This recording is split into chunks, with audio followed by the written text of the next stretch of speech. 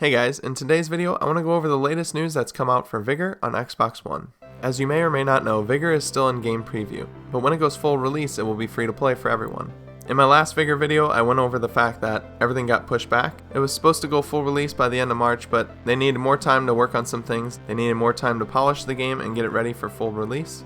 So that's exactly what they're doing. They're taking their time with the game and getting it right, hopefully, and that's a good thing in my opinion. But one thing that we know for sure is coming with the full release of the game is a progress wipe of your shelter and all of your inventory.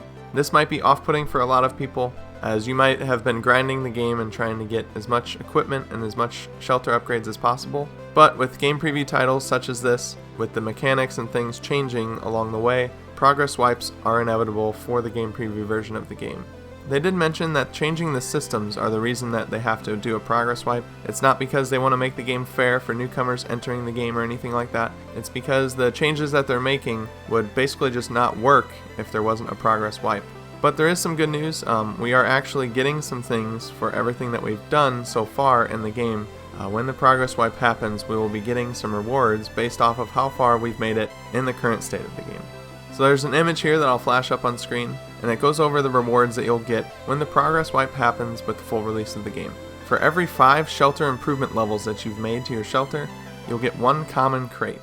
And if you guys aren't aware, this is the same crate that you would get if you got one in the game. If you went for the airdrop and then brought it back to your shelter, this is the same common crate that you would get. Now with the crowns in the game where you can upgrade the airdrop and the content inside the crate, there's different levels of the crates, but the common one is the one where if no one paid crowns to make the airdrop any more special, then that's what you would get. But it still has some pretty good items in it, some decent stuff to take home. So every 5 improvement levels that you've made, you'll be getting 1 common crate. Now if you're able to get all shelter improvements to the max level, then you'll get an extra common crate. And this isn't the shelter level in general, this is every single improvement that you've made so far, every level of improvement you made so far to each portion of the shelter. Now for every shelter level that you've achieved, you'll be getting 1 rare crate. And these have better loot in them. The rare crates have better loot than the common crates, obviously. And you'll get an extra rare crate if you reach the max level of 12. So if you have reached the max level of 12, you'll be getting 13 rare crates, so be guaranteed to get a lot of good stuff in there to jumpstart you once the full progress wipe happens, and kind of pay you back for all the stuff that you've done so far.